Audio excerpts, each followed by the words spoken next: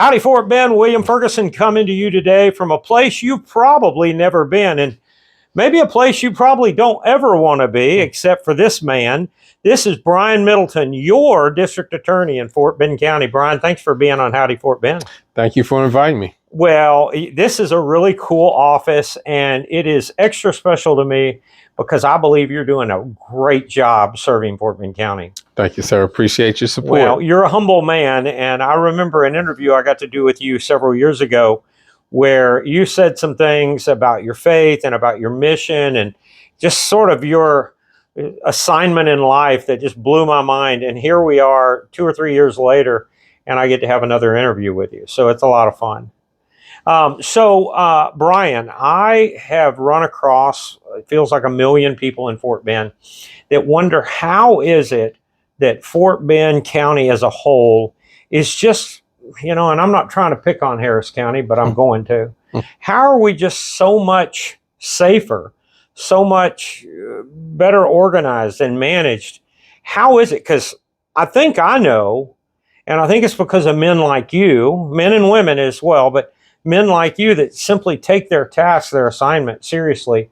And so what are your thoughts about, how safe it is in Fort Bend County or just sort of thoughts like that you would want to share with folks?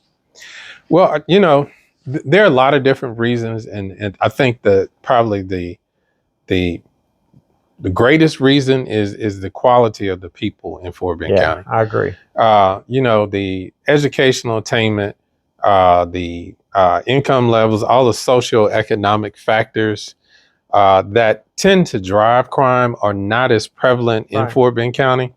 But we also, I think there are some studies that indicate that when a community respects its law enforcement, they're more law abiding. And so you have more trust between your community and law enforcement. So I see that is another distinction between the two counties. Not that it doesn't exist in Harris County, but typically when you see friction between law enforcement and community is normally in a larger community like Harris County. We've been fortunate. We have not had any of those bad, as I would call them, officer-involved shootings. We've had a very good practice and experience in Fort Bend County in terms of use of force. And I think that's just the culture of law enforcement in Fort Bend County. Well, I have to agree with you, but I want to add one more thing. I think we're just better looking than the people in Harris County. Well, I won't comment on that, but yeah. That includes you, though. Oh, okay. Well, okay. I'll take that. May be true, right? Yeah, I'll take that. Well, so Brian, for those people that don't know you and they don't know how you got here, you've got in fact, you have a very successful family as a whole. And I love that you have this picture here on the table because West Point is in your family. Yes, sir. So tell me, how'd Brian end up here, and brag for a minute on your family, because I would love to hear you brag about your family. Okay. So how I got to this office is, I early in my career, I was a prosecutor here. For financial reasons, I had to leave the job. Right. Wife was making way more money than I was, and growing family. So I had to, do the responsible thing. So I went out in private practice, and then my predecessor, John Healy, decided to retire. So I thought, okay, this is an opportunity to vie for an open seat. It worked out.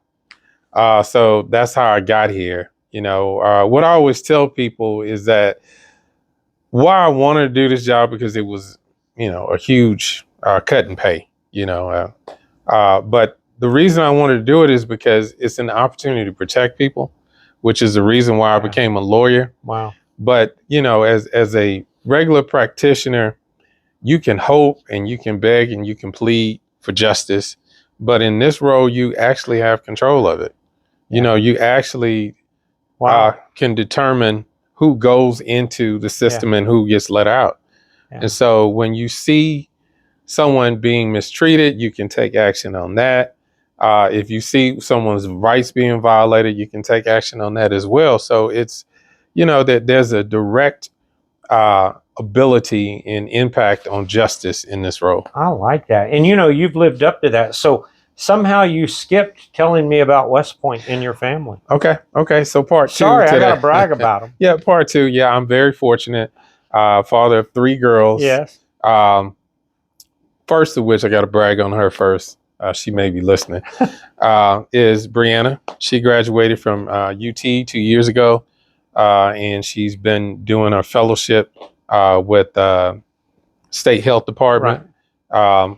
My middle child, Brooke, the one that you mentioned, is in her 2nd year Right. at West Point. Wow. She had an injury, so she's out on medical leave right now. Sure. But yeah, I'm very proud of her. West Point is as they say, at West Point, the greatest leadership academy in the world. And you really don't fully understand that until you go onto that campus. Right. And you see the rich history, you see the discipline, you see the structure, and the intense requirements that they have. Yeah. Anybody that completes that program has really accomplished something.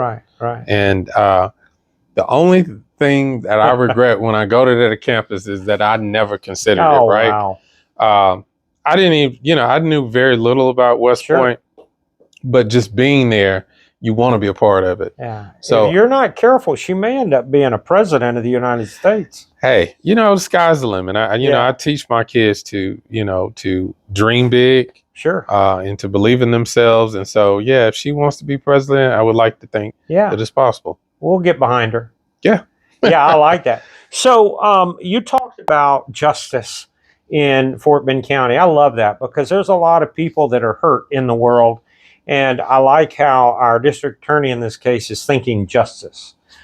Justice is not someone that's been victimized and then there's no accountability for those that, caused the injury or loss. But in Fort Bend County, it seems like you are certainly determined to deliver justice to whatever extent the law allows. And you've never been timid about that. You've been forward about that. And I've always liked that. As a police officer, I know that if something comes to the DA's office, you guys are going to manage it well and push it forward. And I'm pretty impressed with how you do that. Thank you, William. Appreciate it. Since I was a child, I've always hated bullies. Yeah. And so when I see someone being harmed, it strikes a chord and I want to go into action. And I've hired a bunch of like-minded prosecutors who are very passionate and zealous about their work. And for some, it means it's a more aggressive district attorney's office. But we try to balance that. Sure. When we have a violent offender, of course, we go to the farthest extent justified. But when there's somebody who is worthy of a second chance, we will consider that as well. Yeah, grace is beautiful, right? Right, exactly. Grace is beautiful. We all need that. Right, exactly. Yeah. Well, it needed to be a compliment. So human trafficking certainly is an issue that's always on topic, especially with the concerns we have for our borders and everything that's going on in the world, our national news. Even though you and I are not focused daily, I'm in city government, you're in county government, we're not focused daily on things happening at the border. Right. But we both know that human trafficking is a real thing globally. And so I really have looked at some of your policies regarding human trafficking and how you have you've got systems set in place to like hotlines to help victims. And I'm just blown away how mindful you have been about that. So if you might want to share a thought about that if someone comes across it. Yeah, what I typically describe is that once you have an opportunity to meet a survivor of human trafficking and you see the great harm that was done and the toll is taken on a human soul, you can't help but want to do something about it. When I was running for office, there were a number of faith leaders who came to me and asked me to do something about those type of crimes. And so when I came into office, that was one of my first initiatives. I used the investigators in my office to launch operations to combat human trafficking. And, Operation Freedom was our very first one, and we had over 60 arrests, and we've kept going since then. But what motivates us to do it is that you have what I consider the most vulnerable in our community. These traffickers seek out and try to find people who, and particularly girls, young girls who are in crisis, who are vulnerable and that can be manipulated into this lifestyle. Unlike, drugs, you use it once, but these evil people have figured out, you can reuse a human being. So whereas you can sell, cocaine once, and it's consumed, you can resell, a prostitute multiple times. Over and over, yeah. And so they've seen it as more lucrative. Yeah. And so it's become more attractive to organized crime organizations to get involved in human trafficking. And so somebody has to speak for them. Somebody has to stand in that gap and to be a defender for these vulnerable people. And, I've declared that this office's highest priority is the protection of the most vulnerable, which are women and children. There are men that are vulnerable, but usually what we see is the exploitation of women and children. Yeah. And so we've made that a top priority, and you've seen that in our operations and, and the results that we've gotten in the courtroom. I had a man tell me the other day, he said, well, Councilman, don't you think it would be just easy? You can put a thermal cameras on the side of the highway, and you could look through all of the vehicles that come by, and you could just see the people that are being transported. I said, we're not watching like a movie. This is like real life, right? It doesn't work that easily. And what a creative idea, but we're not there yet. Right. Yeah, we can't just look into a box truck and go, hey, there's 3 people in the back. And so, and that's why I appreciate your real plans and what you're really doing in the county. And I know it's making a difference because I can see it. And we live next door, correct me if I'm wrong, Houston is one of the most human trafficked cities in the world. Correct me if I'm wrong. That is, and that, being ranked at either number 1 or number 2 for human trafficking is tracked by the number of calls that are made to the hotline. Yeah. But it's also in the arrest and what we observe. Sure. But yeah, unfortunately, we are right in the center of the apex of human trafficking. Sure. And it has a lot to do with, the traffic in and out of the area, the international travel, just very diverse community. And so, these tend to be the people that get exploited. And so there is a lot of opportunity for people who want to commit these crimes. Sure. In the area. So you said something a moment ago, and I'm going to steal it from you because I loved it. I don't like bullies either. And I think that's why I have always enjoyed, and I know this is going to sound strange, but I always enjoyed family violence calls being the dispatched officer, because I knew there was probably a bully in the house. And I always had an opportunity to meet the bully. And I know that feeling about, I do not like bullies. Yeah, exactly. And there are so many people, and I don't mean to use the word lightly, but I feel almost like not a shepherd, but maybe a sheepdog watching over the sheep. I mean, you gotta protect them, and there's always someone trying to prey on them. And I just never liked them. And God made me big enough that I was always willing to go into the fight. And so I appreciate you saying that, especially publicly, because I don't like bullies anywhere, in school or otherwise. And so you've been a lot of fun. So Brian, anything in the near future that you see, that maybe a new program coming up, or anything that you can share with the community, a confidence maybe you have in something that's already happening that they may not know about? So the last couple of years, what we struggle with is data science. And so in trying to get an accurate measurement of what crime rate is in Fort Bend County. Sure. And so I hired some criminologists from the University of Houston. Wow. To do that, to do just that, is to do the research and to come to some answers as to what the true state of crime is. And so the first phase of that project we completed recently and had uh, a symposium about it. And some of the preliminary findings were that uh, there was an increase in certain crimes, property crimes, and as it related to violent crimes, we noticed that there was a pattern in our area is that you were more likely to be harmed by someone you know. Of course. Wow. And people sometimes like, so what difference does it make? It makes the world.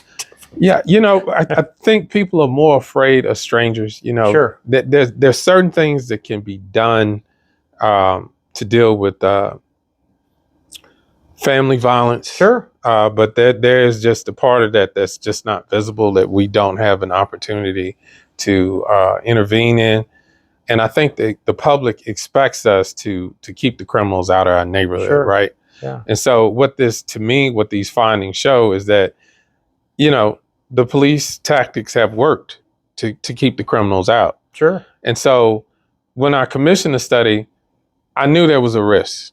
I knew that it may show that crime was out of control. And I was relieved at what we found.